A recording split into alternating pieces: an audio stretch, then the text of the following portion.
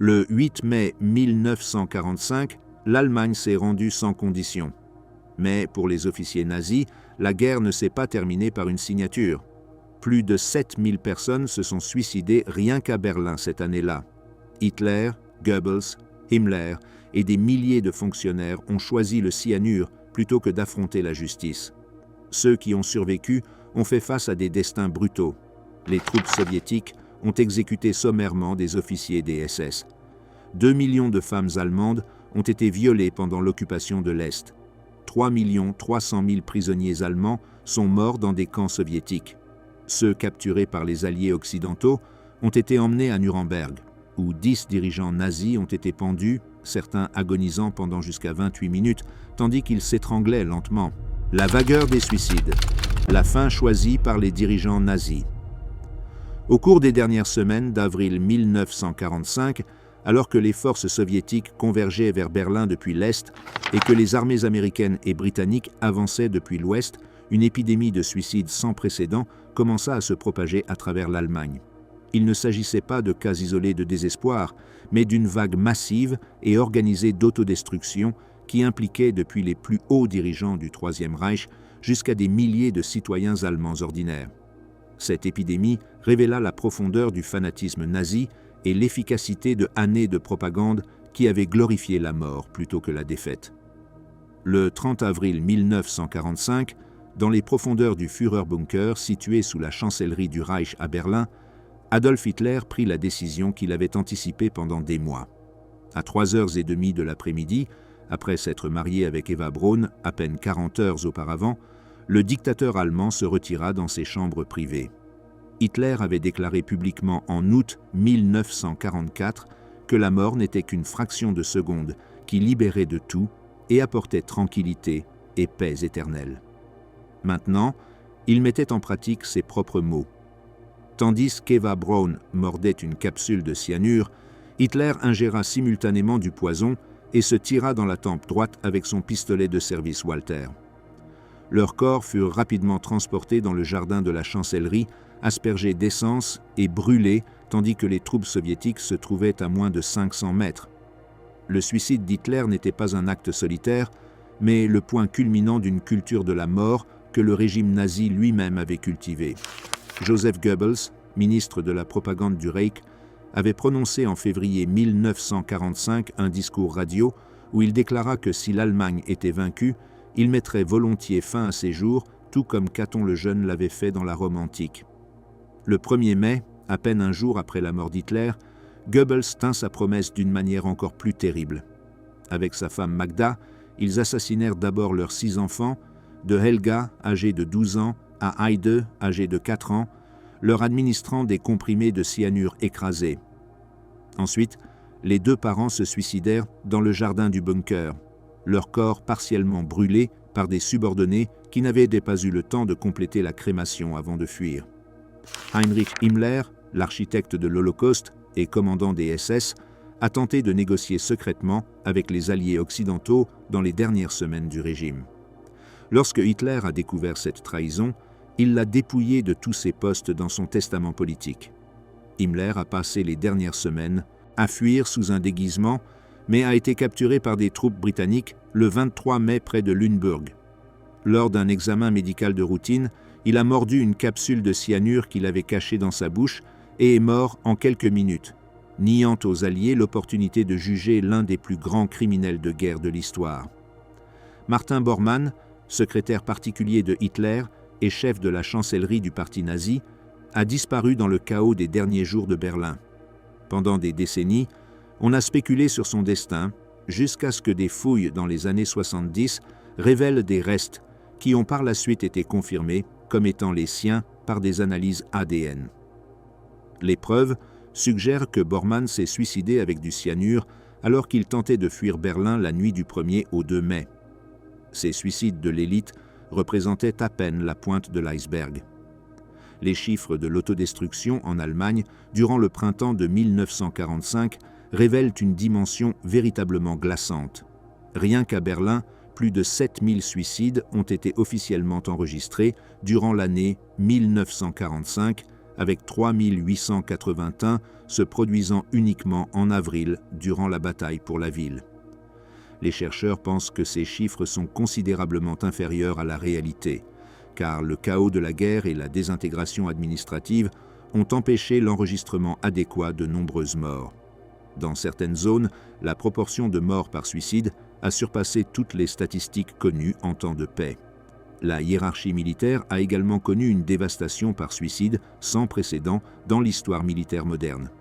Sur 554 généraux de l'armée allemande, 53 se sont donné la mort dans les derniers mois de la guerre, ou immédiatement après la capitulation.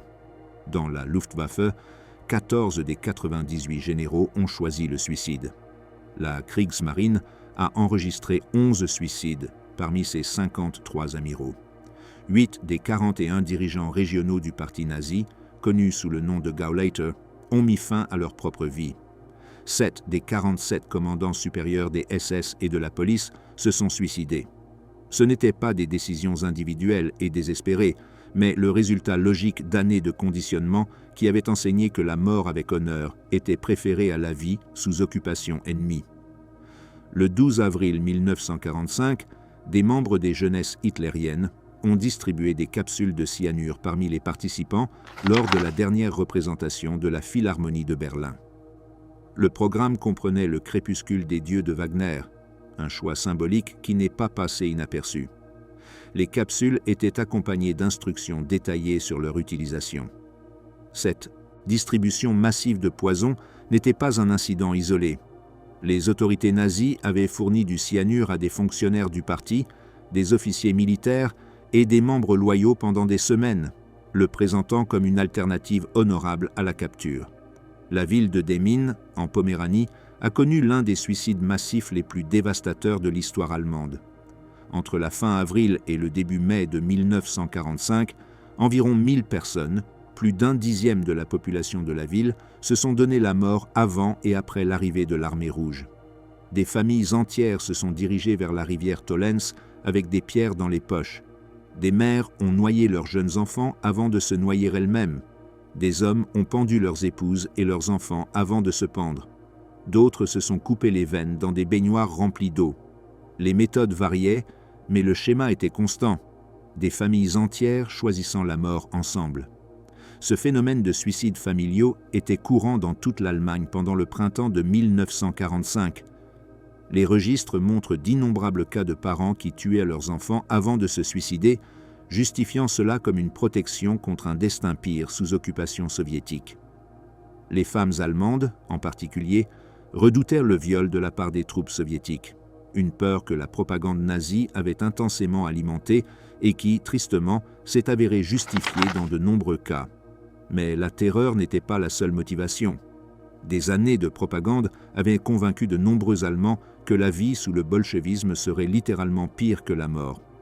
Les méthodes de suicide reflétaient à la fois la planification et le désespoir du moment.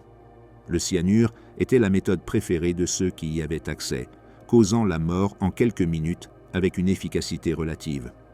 Pour ceux qui n'avaient pas de poison, le pendage était courant, tout comme la coupe des veines, la noyade et, dans certains cas, l'utilisation d'armes à feu.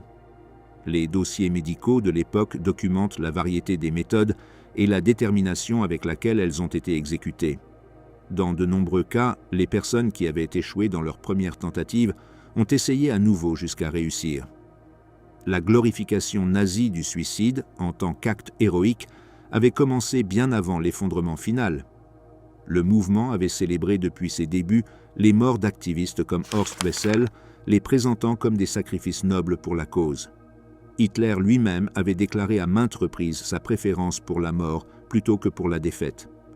Dans son discours au Reichstag lors de l'invasion de la Pologne en septembre 1939, il proclama qu'il ne retirerait pas son uniforme jusqu'à la victoire ou qu'il ne vivrait pas pour voir le jour de la défaite. Cette rhétorique n'était pas une simple hyperbole, mais l'articulation d'un credo que ses partisans prenaient littéralement. La vengeance soviétique. Terreur à l'Est.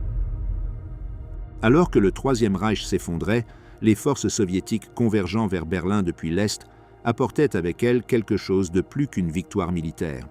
Elles apportaient la vengeance. L'armée rouge avait subi des pertes dévastatrices durant 4 ans de guerre totale contre l'Allemagne.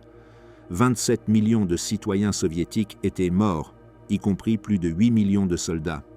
Des villes entières avaient été rasées. La population civile avait subi des famines délibérées, des déportations massives et une brutalité systématique sans précédent sur le front occidental. Maintenant, ces mêmes troupes qui avaient survécu à Stalingrad, à Koursk et au long chemin du retour chez elles, apportaient avec elles une soif de rétribution alimentée à la fois par la souffrance personnelle et par des années de propagande soviétique. Le 16e avril 1945, le maréchal Georgi Zhukov lança l'offensive finale contre Berlin avec plus d'1,5 million de soldats soviétiques. Le maréchal Ivan Konev commandait une autre armée de taille similaire qui avançait depuis le sud. Ensemble, ces forces représentaient l'une des plus grandes concentrations de pouvoir militaire jamais réunies. Mais ce ne serait pas une opération militaire conventionnelle. L'assaut contre Berlin deviendrait l'une des batailles les plus brutales de toute la Seconde Guerre mondiale, non seulement en raison de son intensité militaire, mais aussi à cause de la violence déchaînée contre la population civile. L'artillerie soviétique a tiré près de 2 millions d'obus durant l'assaut final sur Berlin. Les commandants soviétiques, dans leur empressement à être les premiers à capturer la capitale allemande, ont accepté des taux de perte extraordinaires. Des chars avançaient sans un soutien suffisant de l'infanterie, les rendant vulnérables aux embuscades des jeunesses hitlériennes armées de lance-roquettes Panzerfaust. Un seul tireur d'élite allemand pouvait faire en sorte que l'artillerie soviétique rase des bâtiments entiers. La suspicion qu'un sous-sol contenait des défenseurs entraînait des grenades lancées sans considération pour les vies civiles qui pouvaient s'y cacher. Lorsque les troupes soviétiques ont enfin pris le contrôle des quartiers de Berlin, une vague de violence contre les civils allemands, en particulier les femmes, a commencé à se répandre. Les estimations historiques concernant l'ampleur des viols varient, mais même les chiffres les plus conservateurs sont glaçants. À Berlin seulement, plus de 100 000 femmes ont été violées au cours de la première année d'occupation soviétique. Lorsque l'on inclut les régions de Poméranie, de Silésie et de Prusse orientale pendant l'exode massif, le nombre de victimes atteint environ 2 millions de femmes. Beaucoup ont été violées plusieurs fois par différents soldats. Certaines femmes qui ne se cachaient pas dans les sous-sols toute la journée ont été violées jusqu'à 15 fois. Les victimes comprenaient des filles de seulement 8 ans et des femmes âgées. Un soldat soviétique anonyme a articulé la mentalité dominante dans une lettre de 1945 envoyée à la maison. « Nous prenons notre revanche pour tout », a-t-il écrit, « et notre revanche est juste. Feu pour feu, sang pour sang, mort pour mort. » L'écrivain russe Alexandre Solzhenitsyn, qui a participé à l'invasion de l'Allemagne, a écrit dans son poème « Nuit prussienne » sur ces atrocités. « Ils savent très bien que nous sommes venus en Allemagne pour prendre notre revanche », a-t-il écrit avec une brutale honnêteté. Le propagandiste soviétique Ilya Ehrenburg avait alimenté cette haine avec ses écrits qui incitaient les soldats à briser l'orgueil racial des femmes allemandes par la force. Les viols n'étaient pas des incidents isolés commis par des soldats indisciplinés, mais un phénomène répandu que les commandants soviétiques ont peu fait pour prévenir et, dans certains cas, ont implicitement permis. Un commandant soviétique a admis être profondément embarrassé par les viols massifs de femmes allemandes par des soldats ethniques kazakhs, décrits comme les pires perpétrateurs et comparés à des hordes mongoles. Lorsque le directeur allemand Schmidt a fait irruption dans la Villa Franca et a crié au commandant russe Isaïev que ces soldats violaient des femmes allemandes, la victime allemande a désigné un soldat kazakh comme perpétrateur qui a été immédiatement arrêté. Le soldat kazakh a soutenu qu'il voulait se venger des Allemands qui avaient tué ses 2 frères au combat et a été condamné à être fusillé le lendemain. Mais ces cas de discipline étaient des exceptions rares au milieu du chaos généralisé. Les femmes berlinoises ont développé des stratégies désespérées pour survivre. Elles se mettaient du suie sur le visage et se couvraient de vieux lambeaux pour essayer de paraître peu attirantes. Elles se cachaient dans des sous-sols pendant des jours. Une diariste anonyme berlinoise a documenté ces expériences, décrivant comment les femmes observaient avec une terreur paralysante les soldats soviétiques au aspect mongol à travers les fenêtres du sous-sol. Leurs témoignages révèlent non seulement le traumatisme physique, mais aussi comment ces expériences ont transformé la perception que les femmes allemandes avaient des hommes en général. « Nous éprouvons de la pitié pour eux », écrivait-elle. Une sorte de déception collective parmi les femmes semble être en train de grandir. Le monde dominé par des hommes nazis qui glorifiaient l'homme fort est en train de vaciller, et avec lui, le mythe de l'homme. Les officiers nazis et les membres des SS qui tombaient entre les mains soviétiques faisaient face à un destin particulièrement brutal. De Sachsenhausen, exécutions sommaires étaient courantes. Il n'y avait aucune prétention à un procès équitable ou à un jugement. Les soldats soviétiques avaient été témoins des atrocités nazies sur leur propre territoire, avaient libéré des camps comme Majdanek et avaient vu les résultats de la politique nazie de la terre brûlée. Beaucoup avaient perdu des familles entières. Pour eux, exécuter des nazis capturés n'était pas un crime, mais de la justice. Les témoignages documentent des cas d'officiers SS pendus à des lampadaires dans les rues ou simplement fusillés là où ils avaient été capturés. Le traitement des prisonniers de guerre allemands par les soviétiques a été dévastateur. Parmi les 5 700 000 soldats allemands capturés par l'armée rouge, 3 300 000 sont morts en captivité, un taux de mortalité de 57%. En comparaison, parmi les 3 300 000 prisonniers de guerre soviétiques capturés par l'Allemagne, plus de 3 millions sont morts, un taux de 90%. La brutalité était réciproque, mais cela ne la rendait pas moins dévastatrice pour ceux qui l'ont subie. Les prisonniers allemands ont été utilisés comme main-d'œuvre esclave pour reconstruire l'Union soviétique. Ils ont été envoyés travailler dans les forêts, les marécages et les canaux pendant 15 ou 16 heures par jour. La malnutrition était généralisée et l'économie soviétique avait désespérément besoin de travailleurs et de dirigeants pour nettoyer les décombres, reconstruire l'infrastructure et obtenir des devises pour acheter de la nourriture et d'autres ressources essentielles. Plus de la moitié des déportés sont morts au cours des 2 années suivantes. Parmi les survivants, plus de la moitié des femmes avaient été violées. Le pillage systématique a également caractérisé l'occupation soviétique. Les soldats de l'armée rouge, dont beaucoup venaient de régions rurales appauvries, étaient émerveillés par les biens matériels qu'ils trouvaient dans les foyers allemands, même dans ceux qui avaient été bombardés. Montres, vélos, vaisselle, vêtements, tout objet transportable était considéré comme un butin légitime. Le gouvernement soviétique a officiellement sanctionné l'appropriation de biens de trophées par ses troupes, bien qu'il ait établi des limites théoriques qui étaient rarement respectées. Les trains à destination de l'Est étaient chargés de machines industrielles complètes, d'équipements scientifiques et de trésors artistiques. Cependant, la narration ne peut être réduite à une simple histoire de brutalité soviétique. Les témoignages documentent également des actes individuels de bonté et de protection de la part de soldats soviétiques. Certains officiers soviétiques ont essayé de protéger des civils allemands de leurs propres soldats.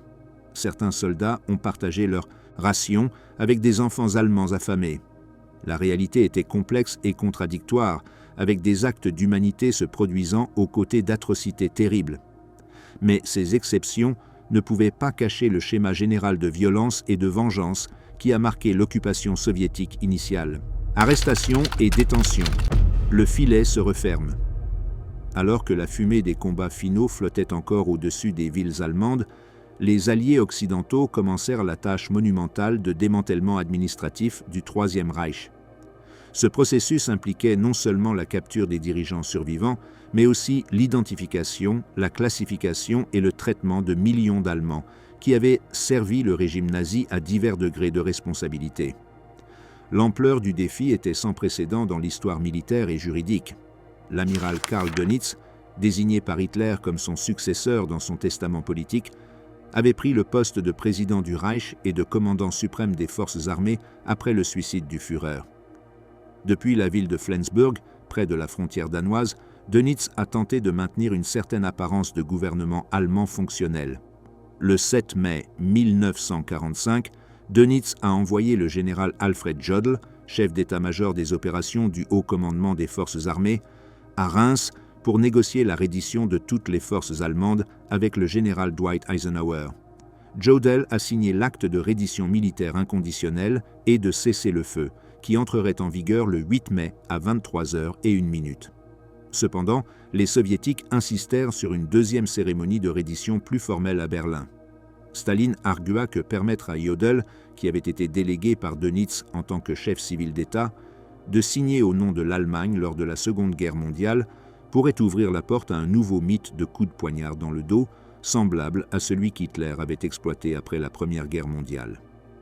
Les Alliés décidèrent de reconstituer la reddition avec le maréchal de camp Wilhelm Keitel, le commandant suprême de toutes les forces allemandes, signant personnellement le document. Le 8 mai à 23 h, Keitel entra dans le quartier général soviétique à Karlshorst, Berlin, arborant son monocle et sa canne de maréchal de camp, son visage affichant un masque de mépris, de dédain et d'arrogance. Il signa le document tout en portant son emblème doré du Parti national-socialiste. Le gouvernement de Flensburg de Dönitz a continué à fonctionner brièvement sous la supervision alliée.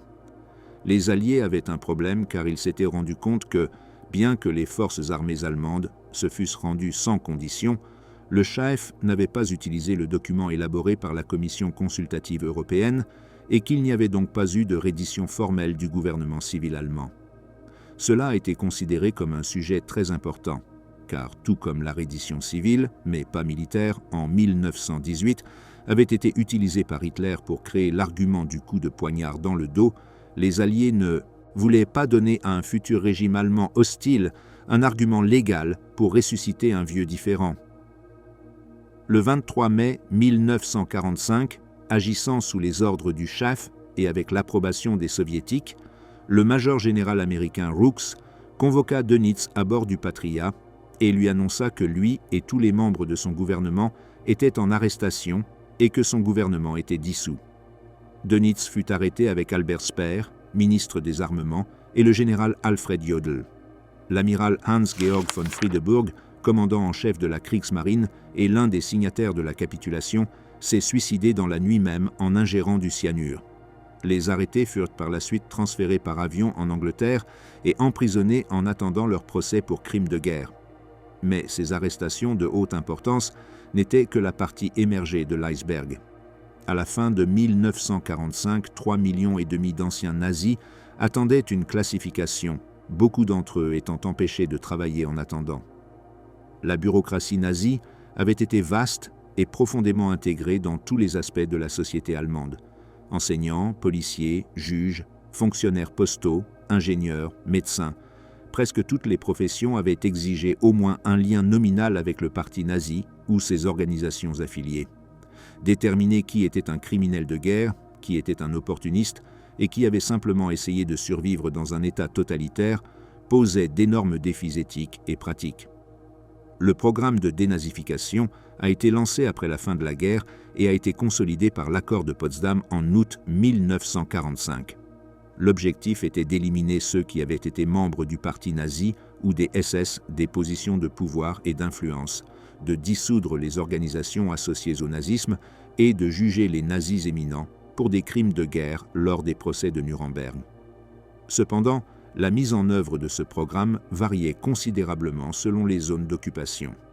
La zone soviétique a appliqué des mesures draconiennes, tandis que dans les zones occidentales, le processus a été progressivement adouci à mesure que la guerre froide émergeait et que l'Allemagne de l'Ouest devenait un allié nécessaire contre l'Union soviétique.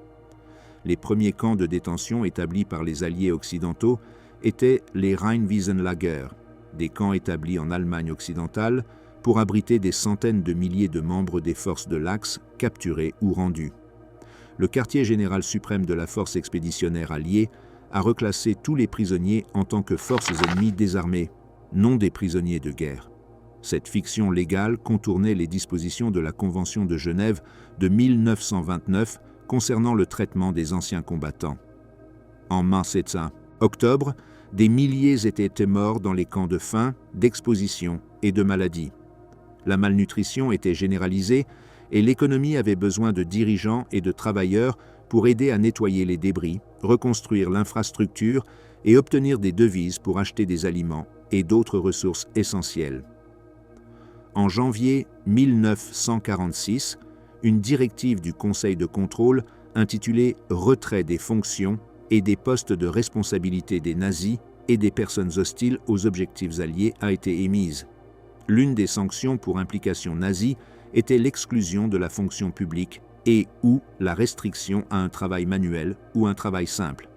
À la fin de 1945, 3,5 millions d'anciens nazis attendaient une classification.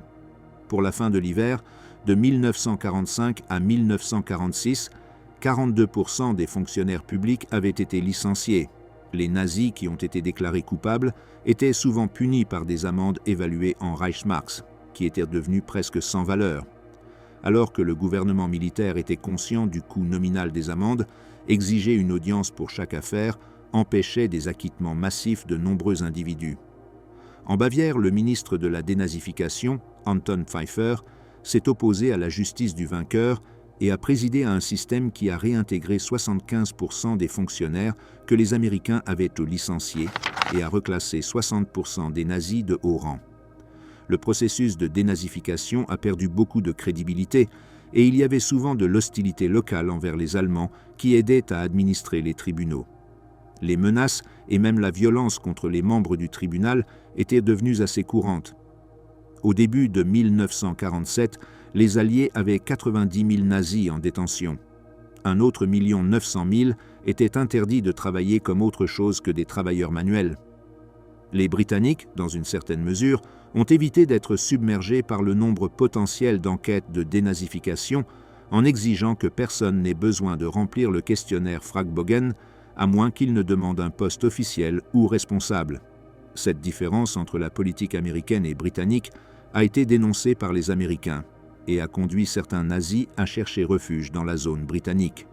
Cependant, les Britanniques étaient particulièrement jaloux pendant les premiers mois d'occupation de traduire en justice quiconque, soldat ou civil, qui aurait commis des crimes de guerre contre des prisonniers de guerre ou des équipages aériens alliés capturés. En juin 1945, un centre d'interrogatoire à Bad Nenndorf a été ouvert, où les détenus ont été torturés par exposition au froid, coups, privation de sommeil, négation de nourriture. Un scandale public s'est produit et le centre a finalement été fermé. Les procès de Nuremberg. Justice internationale. Le 20 novembre 1945, au palais de justice de Nuremberg, un expérimento légal sans précédent dans l'histoire humaine a commencé. Pour la première fois, des dirigeants d'une nation vaincue seraient jugés non par vengeance sommaire, mais par un processus judiciaire formel pour des crimes défiant les catégories légales existantes. Le choix de Nuremberg comme siège était délibérément symbolique. Cette ville avait été le théâtre des rassemblements monumentaux du parti nazi, où des centaines de milliers de partisans acclamaient Hitler sous des étendards avec des croix gammées. Maintenant, dans cette même ville, le régime nazi ferait face à son règlement de compte final. Le tribunal militaire international avait été établi par la Charte de Londres du 8 août 1945, signée par les États-Unis, la Grande-Bretagne, la France et l'Union soviétique. La juridiction du tribunal comprenait 3 catégories de crimes qui ensemble définiraient le droit international pénal pour les décennies à venir. Les crimes contre la paix incluaient la planification, l'initiation et la conduite de guerres d'agression. Les crimes de guerre comprenaient des violations des lois ou des coutumes de la guerre, y compris le meurtre, la maltraitance ou la déportation pour travaux forcés de populations civiles dans des territoires occupés. Les crimes contre l'humanité comprenaient le meurtre, l'extermination, l'esclavage, la déportation et d'autres actes inhumains commis contre toute population civile, ou des persécutions pour des motifs politiques, raciaux ou religieux. 24 dirigeants nazis ont été initialement accusés, bien que seulement 21 aient finalement été jugés. Martin Bormann a été jugé par défaut, présumé mort, mais jamais retrouvé à ce moment-là. Robert Ley, le chef du front du travail allemand, s'est suicidé dans sa cellule avant le début du procès, en se pendant avec une serviette. Gustav Krupp, l'industriel de l'armement, a été jugé mentalement et physiquement incapable de faire face au procès en raison de son âge avancé et de sa démence. Les accusés sur le banc des prévenus représentaient le noyau du leadership nazi. Hermann Göring, numéro 2 de Hitler et commandant de la Luftwaffe, Joachim von Ribbentrop, ministre des Affaires étrangères, Wilhelm Keitel, chef du haut commandement des forces armées, Alfred Rosenberg, l'idéologue racial du parti, Hans Frank, le gouverneur brutal de la Pologne occupée. La salle du tribunal avait été spécialement adaptée pour ce procès historique. Le palais de justice avait été agrandi par des prisonniers allemands pour accueillir jusqu'à 1200 détenus. La salle elle-même contenait les bancs pour les accusés, des places pour les procureurs des 4 puissances alliées, des zones pour la défense et des galeries de presse qui attireraient des journalistes du monde entier. Pour la première fois dans l'histoire judiciaire, un système de traduction simultanée en temps réel a été mis en place pour accommoder les multiples langues parlées par les juges, les procureurs, les accusés et les témoins. Les interprètes travaillaient dans des cabines en verre, fournissant des traductions instantanées en anglais, français, allemand et russe. Le procureur général américain, Robert Jackson, a prononcé le discours d'ouverture le 21 novembre 1945. Ce n'est pas simplement un procès pour meurtre, a déclaré Jackson devant le tribunal. Il a insisté sur le fait que la Cour, en tant qu'agent des États-Unis et comme voix de l'humanité, doit qualifier ces actes et les idées qui les ont engendrés de barbares et de criminels. Jackson a fait référence à des centaines de tonnes de documents qui avaient été assemblés et traités depuis la fin de la guerre.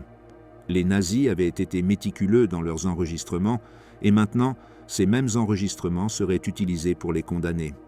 Les preuves présentées durant les 10 mois du procès étaient accablantes et dévastatrices. Les procureurs ont projeté des films pris par des photographes militaires alliés lors de la libération des camps de concentration. Les scènes graphiques de ce qui a eu lieu en Europe étaient la preuve la plus puissante présentée contre les nazis au procès. Des tas de cadavres décharnés, des chambres à gaz, des crématoriums, des survivants réduits à des squelettes vivants, tout était enregistré sur pellicule. Les accusés à la barre observaient, certains avec des expressions de choc fin, d'autres regardant ailleurs, quelques-uns montrant un véritable malaise. Le film sur les camps de concentration et de prison nazis a été projeté, un documentaire d'environ 1 heure compilé spécifiquement pour le procès. Il montrait les conditions rencontrées à Buchenwald, Dachau, Bergen-Belsen, Mauthausen et d'autres camps. La preuve visuelle était indéniable. Le film « Le plan nazi » a également été présenté, un film compilé à partir d'images de propagande nazie qui documentait l'ascension du parti au pouvoir et ses déclarations d'intention génocidaire.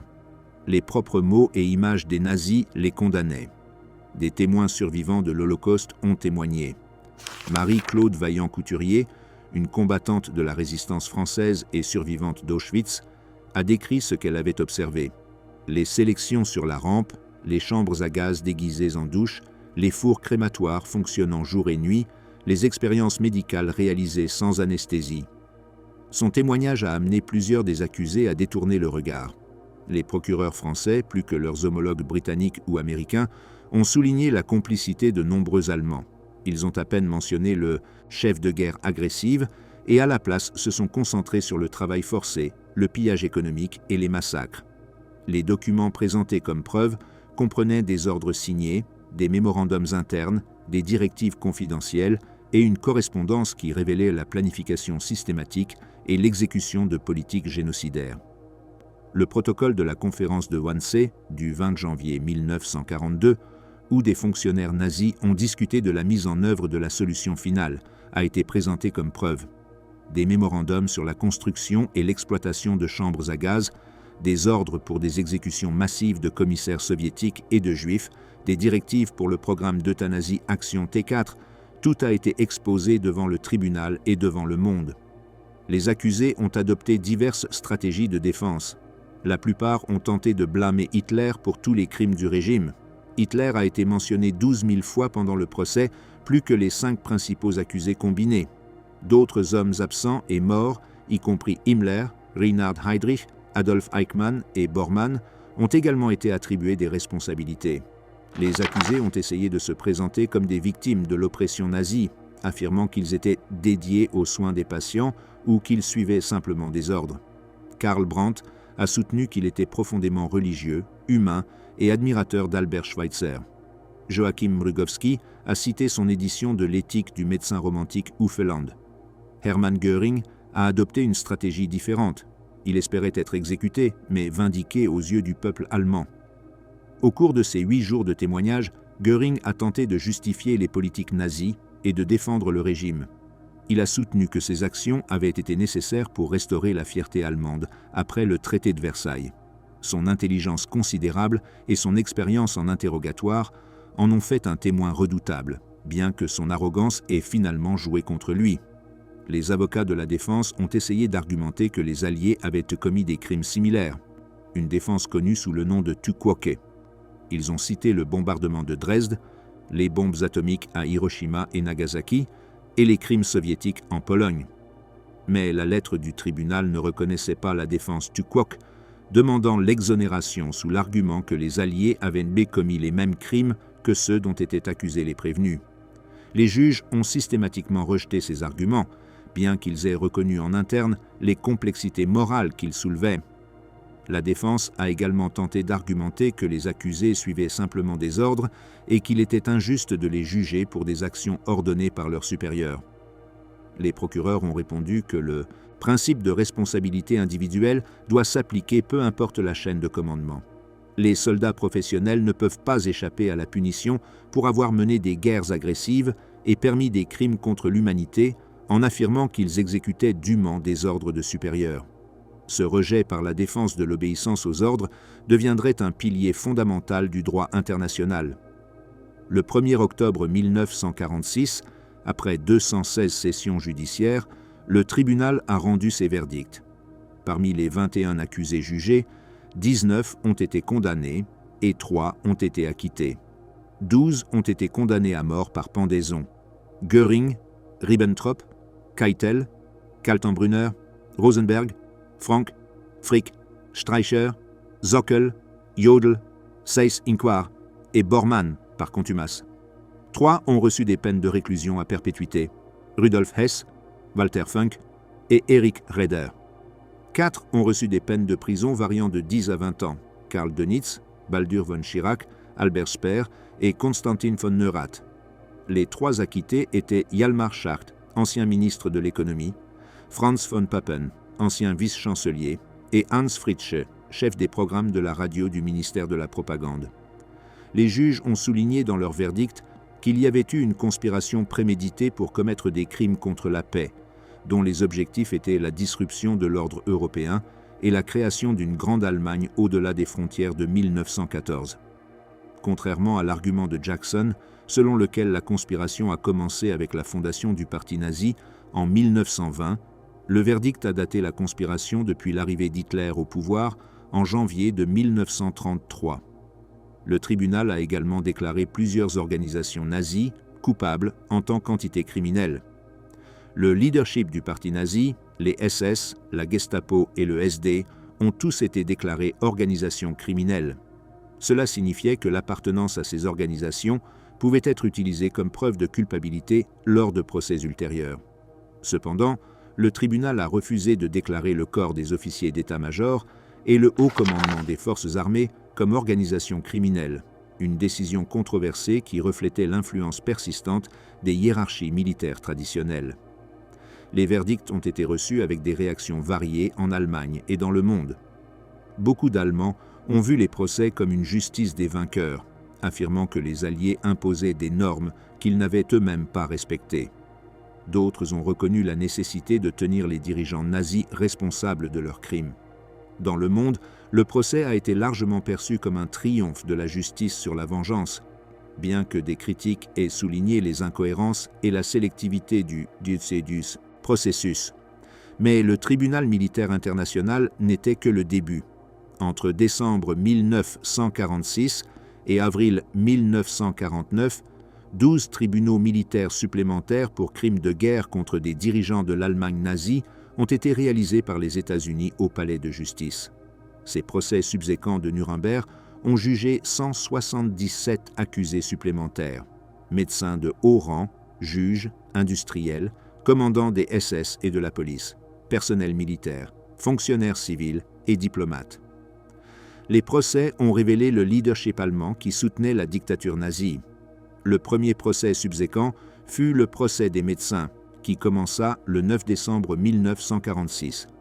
20 médecins et 3 fonctionnaires des SS furent accusés pour leur participation volontaire à des crimes de guerre et des crimes contre l'humanité, spécifiquement pour leur conduite d'expériences médicales mortelles sur des prisonniers de camps de concentration. Les expériences incluaient des tests en haute altitude, dans des chambres basse pression à Dachau, où des prisonniers étaient soumis à des conditions simulant des altitudes allant jusqu'à 20 000 mètres. La pression extrême provoquait une telle douleur que les victimes s'arrachèrent les cheveux et se frappèrent les murs avec les mains, criant dans un effort pour soulager la pression dans leurs tympans. C'était fréquemment utilisé comme méthode d'exécution. Les exécutions, le Potence de Nuremberg. Dans les premières heures du 16e octobre 1946, le gymnase de la prison de Nuremberg s'est transformé en le théâtre de l'acte final du drame qui avait commencé avec les arrestations de mai 1945. 3 potences temporaires en bois noir avaient été érigées dans cet espace qui, à peine 3 jours plus tôt, avait été utilisé par des gardes de sécurité américains pour un match de basket-ball. Les potences mesuraient environ 2,5 mètres de hauteur avec une plateforme de 2 mètres carrés. 13 marches en bois menaient à chaque plateforme. 2 des potences seraient utilisées alternativement pour les exécutions, tandis que la 3e resterait en réserve en cas de défaillance mécanique. Les exécuteurs étaient le sergent-chef John Woods de l'armée américaine et son assistant, le policier militaire Joseph Malta.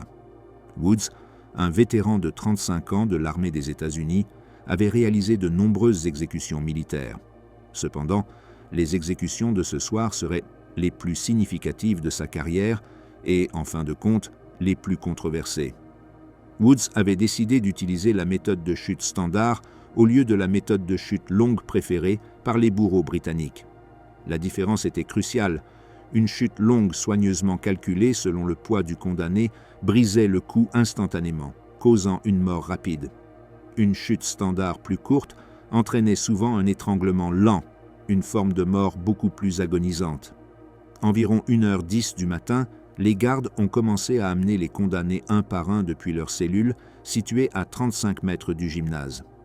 Joachim von Ribbentrop, ministre des Affaires étrangères d'Hitler, a été le premier à être conduit dans la chambre d'exécution.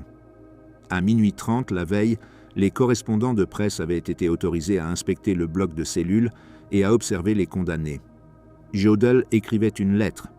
Ribbentrop avait une conversation sérieuse avec un aumônier. Sauckel marchait nerveusement sur le sol. Göring faisait semblant de dormir, les mains dehors des couvertures. À minuit 45, le garde remarqua Göring se tordant. Il appela le caporal de garde et ils coururent à l'intérieur de la cellule. Ils virent Göring se tordre d'agonie. Lorsque le médecin arriva, le râle de la mort était dans sa gorge. Göring avait échappé au bourreau. Ribbentrop marcha avec détermination jusqu'au pied des 13 marches qui conduisaient au gibet. On lui demanda de dire son nom. Flanqué de 2 gardes et suivi d'un chapelain, il monta lentement les escaliers. Sur la plateforme, il vit le bourreau avec la corde de 13 tours et l'assistant du bourreau avec la capuche noire. Il se tenait au-dessus du trapdoor et ses pieds furent attachés avec une ceinture de l'armée. On lui demanda de dire ces derniers mots. « Dieu protège l'Allemagne. Que Dieu ait pitié de mon âme. Mon dernier souhait est que l'unité allemande soit maintenue, qu'un accord soit atteint entre l'Est et l'Ouest, et qu'il y ait la paix pour le monde. » Alors que la capuche noire était mise sur sa tête, von Ribbentrop regardait droit devant lui. Puis le bourreau ajusta la corde, tira sur le levier, et von Ribbentrop tomba vers son destin. Il mourut à 1h29. Le maréchal de campo Wilhelm Keitel est entré dans la chambre 2 minutes après que la trappe soit tombée sous von Ribbentrop, tandis que ce dernier était encore suspendu au bout de sa corde. Keitel fut le premier chef militaire à être exécuté selon le nouveau concept de droit international, le principe selon lequel les soldats professionnels ne peuvent échapper à la punition pour avoir mené des guerres d'agression et permis des crimes contre l'humanité en affirmant qu'ils exécutaient dûment des ordres de supérieurs. Keitel portait son uniforme complet de maréchal de champ, sauf pour les insignes qui avaient été retirés. Quand il prononça ces derniers mots, sa voix était basse, mais intense. « J'invoque le Dieu Tout-Puissant pour avoir pitié du peuple allemand. Plus de 2 millions de soldats allemands sont morts pour la patrie avant moi. Maintenant, je rejoins mes enfants. L'Allemagne pour toujours. » Il tomba à sa mort à 1h34. Ernst Kaltenbrunner, chef du bureau principal de la sécurité du Reich et l'un des principaux architectes de l'Holocauste, était le troisième à monter sur l'échafaud. Grand et avec des cicatrices de deuil sur son visage, Kaltenbrunner avait supervisé la mise en œuvre de la solution finale après l'assassinat de Reinhard Heydrich. Ses derniers mots furent « J'aime mon peuple allemand et ma patrie avec un cœur ardent. J'ai fait mon devoir selon les lois de mon peuple, et maintenant je regrette que mon peuple ait été guidé par des hommes qui n'ont pas été appréciés par des puissances étrangères, et que ces puissances étrangères cherchent maintenant la ruine de l'Allemagne. Ce n'était pas mon désir de faire la guerre contre les États-Unis, mais à l'avenir, que sa grandeur et son pouvoir ne soient pas abusés par le mal. Les Allemands doivent rester unis. Dieu protège l'Allemagne et rend l'Allemagne grande à nouveau. Que Dieu ait pitié de mon âme. Il est mort à 1h42. Alfred Rosenberg, le principal théoricien racial du nazisme et auteur du mythe du XXe siècle, avait été l'un des idéologues qui avaient fourni la justification intellectuelle pour le génocide. En tant que ministre du Reich pour les territoires occupés de l'Est, il avait supervisé le pillage systématique de trésors artistiques et la mise en œuvre de politiques d'extermination. Contrairement aux autres condamnés, Rosenberg n'a prononcé aucun dernier mot. Il a simplement hoché la tête lorsqu'on lui en a donné l'occasion. Il est mort à 1h49. Hans Frank, gouverneur général de la Pologne occupée, avait présidé l'un des régimes les plus brutaux de la guerre. Sous son administration, des millions de Polonais et de Juifs ont été assassinés, réduits en esclavage ou déportés. Frank avait connu une prétendue conversion religieuse dans sa cellule, revenant au catholicisme de sa jeunesse. Ses dernières paroles reflétaient cette conversion. « Je demande à Dieu d'accepter mon âme avec miséricorde. Je suis reconnaissant pour le traitement aimable que j'ai reçu durant mon incarcération, et je demande à Dieu d'accepter ma reddition avec miséricorde. » Il est mort à 1h58. Wilhelm Frick, ministre de l'Intérieur du Reich et co-auteur des lois de Nuremberg qui avaient dépouillé les Juifs allemands de leurs droits civiques, monta sur l'échafaud à 2h du matin. Frick avait joué un rôle essentiel dans la transformation de l'Allemagne en un État totalitaire. Ses derniers mots étaient simples « Vive l'éternelle Allemagne !» Il mourut à 2h05. Julius Streicher, rédacteur du violemment antisémite Der Stürmer, fut le plus troublant des condamnés lors de son exécution. Streicher avait passé des décennies à publier des propagandes qui représentaient les Juifs comme des sous-humains, empoisonneurs du sang arien et ennemis mortels de l'Allemagne. Son journal avait atteint une circulation de presque 500 000 exemplaires à son apogée. Alors qu'il montait sur l'échafaud, Streicher cria « Heil Hitler !»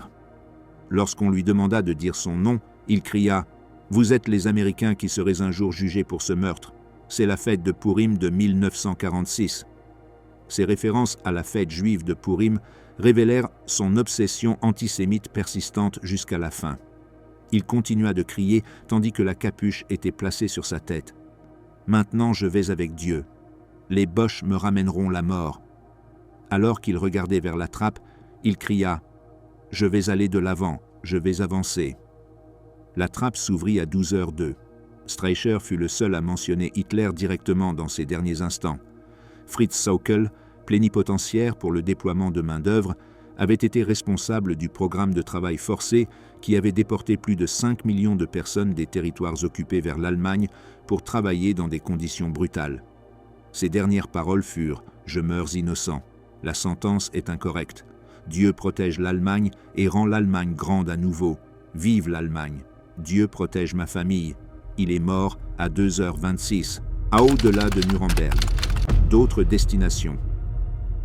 Les exécutions de Nuremberg et les peines d'emprisonnement prononcées par le tribunal militaire international n'ont représenté qu'une fraction du règlement de compte qui a suivi l'effondrement du Troisième Reich. À travers l'Europe, des centaines de milliers de nazis de rang inférieur, de collaborateurs et de fonctionnaires du régime ont fait face à divers destins allant de la justice sommaire au procès formel, de la réinsertion réussie dans la société à des vies vécues en fuite permanente.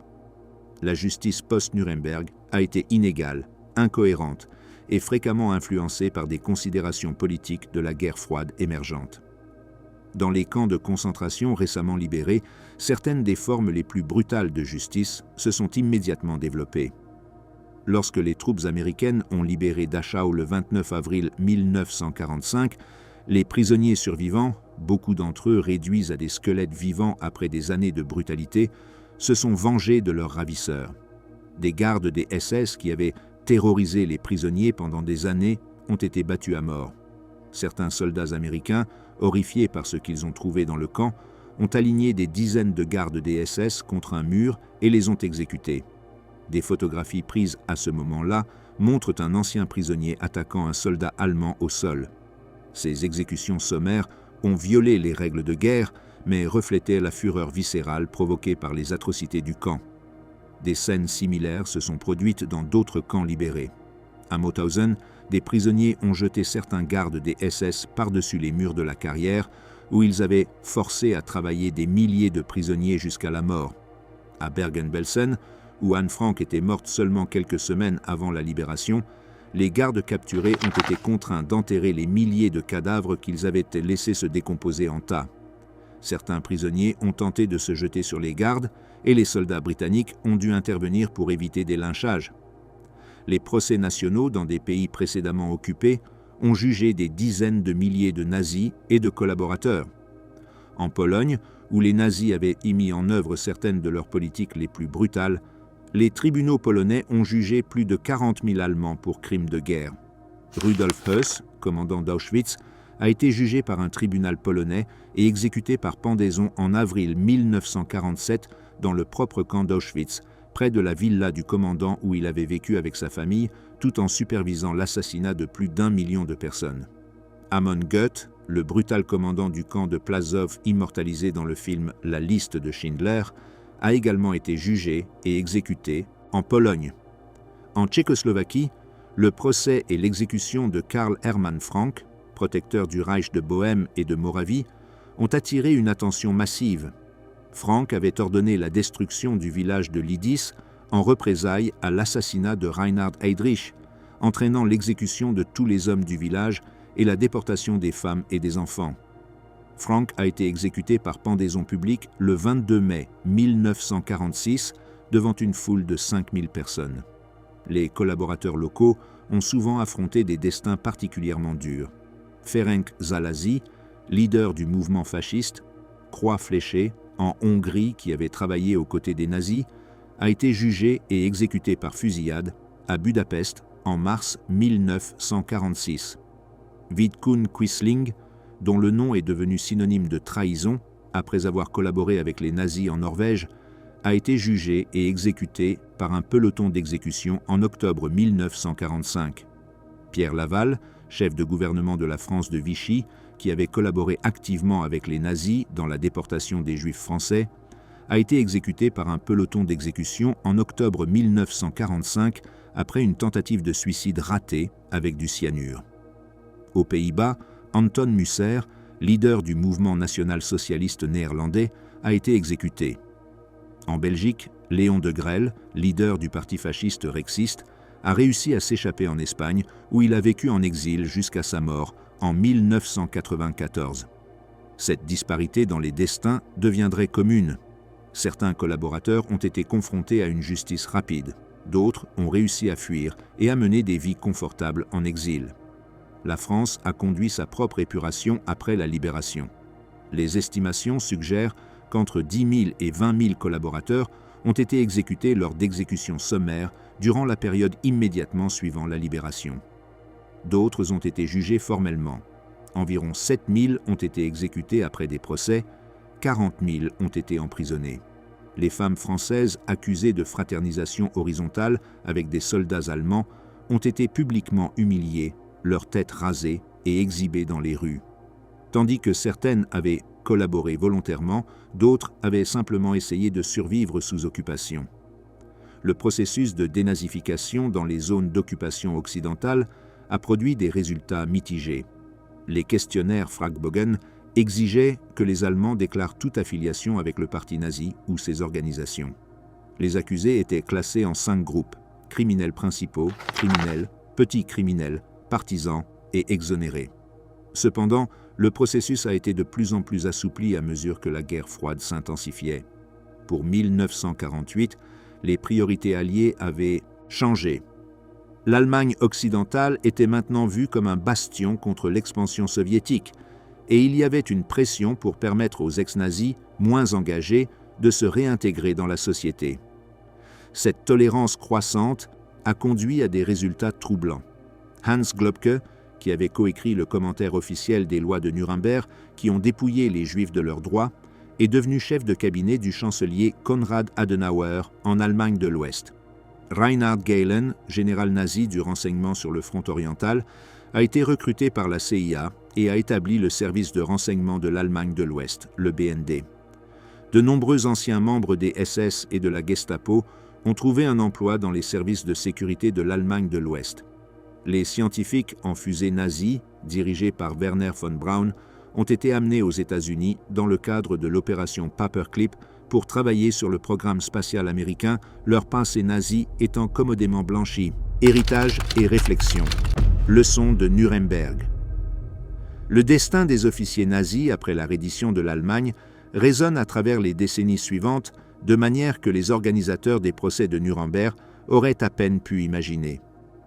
Les principes juridiques établis dans ce gymnase devenu salle d'audience, les catégories de crimes codifiées dans la Charte de Londres et le précédent de responsabilité individuelle pour les atrocités étatiques transformeraient fondamentalement le droit international et établiraient des normes selon lesquelles de futurs régimes et dirigeants seraient jugés. Les principes de Nuremberg, tels qu'ils ont été codifiés par la Commission de droit international des Nations Unies en 1950, ont établi plusieurs concepts révolutionnaires.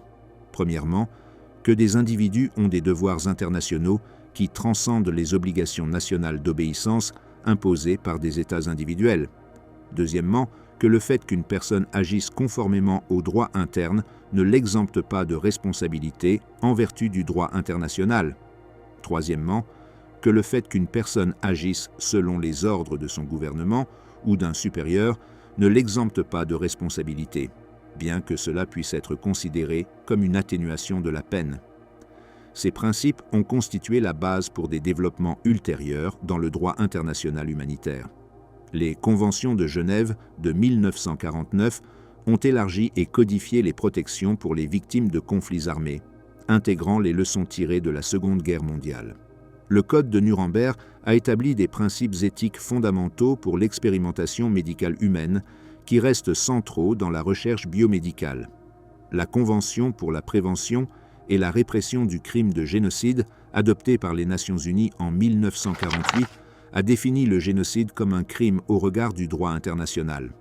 Cependant, l'application de ces principes s'est révélée sélective et incohérente. Pendant la guerre froide, les considérations géopolitiques ont souvent prévalu sur la justice pour les crimes de guerre. Les crimes de masse commis sous Staline en Union soviétique n'ont jamais été poursuivis au niveau international.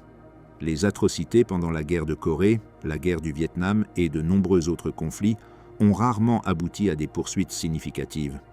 Le bombardement américain de civils au Vietnam, au Cambodge et au Laos, l'utilisation d'armes chimiques, les massacres de populations civiles, tout cela s'est produit sans que les dirigeants américains ne fassent face à des procès de type Nuremberg. Le génocide cambodgien sous les Khmers rouges, qui a entraîné la mort d'environ 2 millions de personnes entre 1975 et 1979, n'a pas été traité par des tribunaux internationaux avant des décennies. Les procès ont finalement eu lieu entre 2007 et 2018, bien après la mort de nombreux principaux auteurs. Pol Pot, le dirigeant des Khmers rouges, est mort sous assignation à résidence en 1998 sans faire face à un procès formel. Le génocide du Rwanda en 1994, où environ 800 000 Tutsis et Hutus modérés ont été assassinés en 100 jours, a conduit à l'établissement du tribunal pénal international pour le Rwanda. Ce tribunal, établi par le Conseil de sécurité des Nations Unies, a représenté la première tentative depuis Nuremberg de juger des auteurs de génocide devant un tribunal international.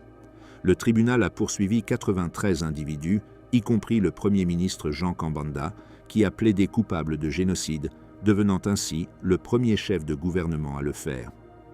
Les guerres yougoslaves des années 90 ont conduit à la création du tribunal pénal international pour l'ex-Yougoslavie.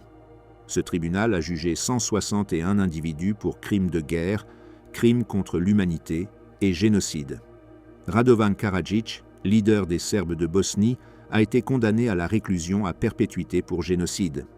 Ratko Mladic, commandant militaire serbo-bosnien, responsable du massacre de Srebrenica, a été condamné à la réclusion à perpétuité.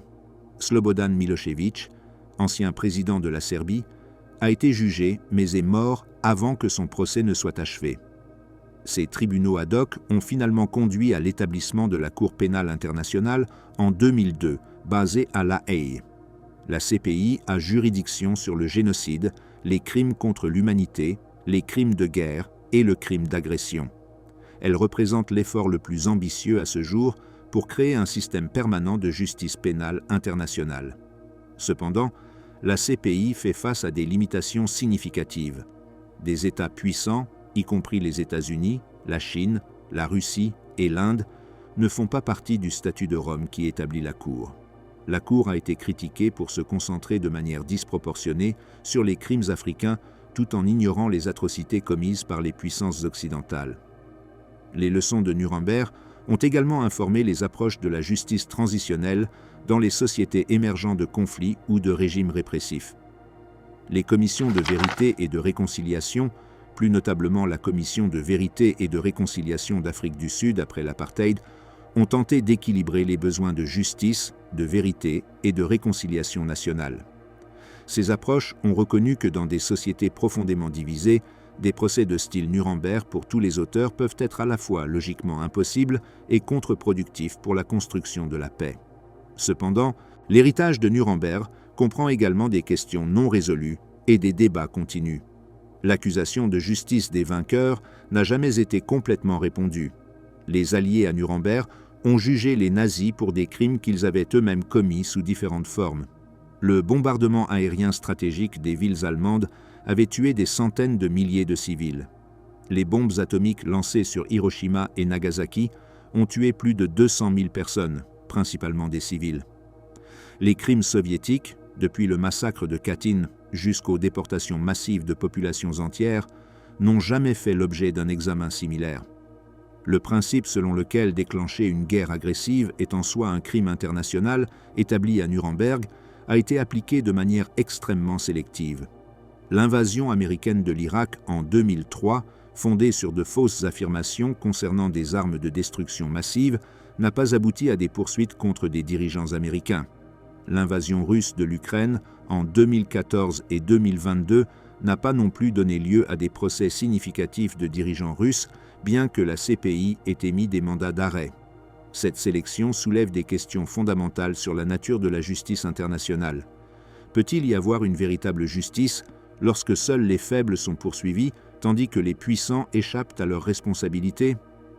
Les tribunaux internationaux sont-ils des outils de véritable justice ou simplement des instruments de pouvoir géopolitique? L'application incohérente de principes juridiques mine-t-elle leur légitimité? Malgré ces limitations, l'héritage de Nuremberg demeure significatif.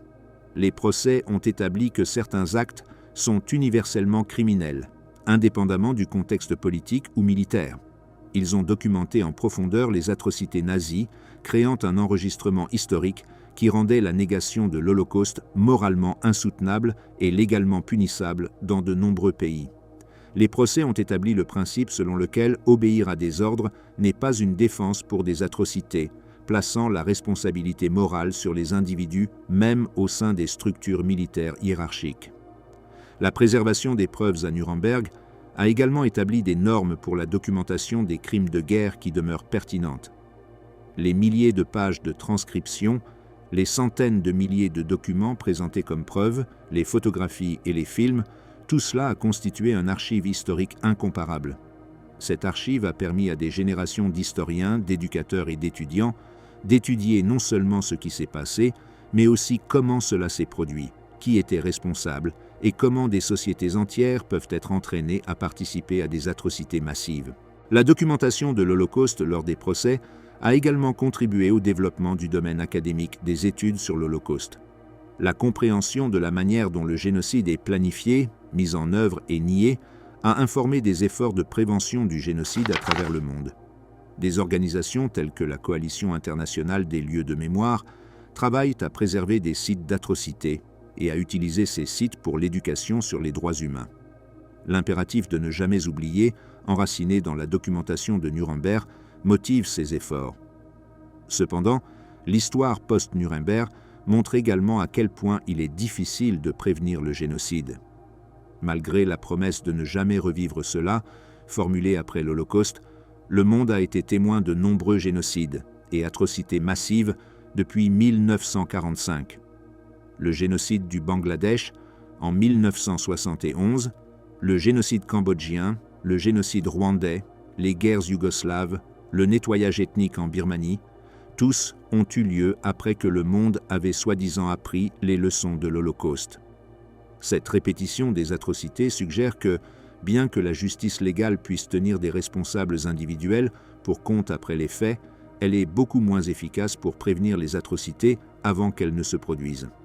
La prévention nécessite une volonté politique d'intervenir tôt dans des situations de détérioration, une volonté qui est souvent absente lorsque les intérêts économiques ou géopolitiques conseillent de ne pas intervenir.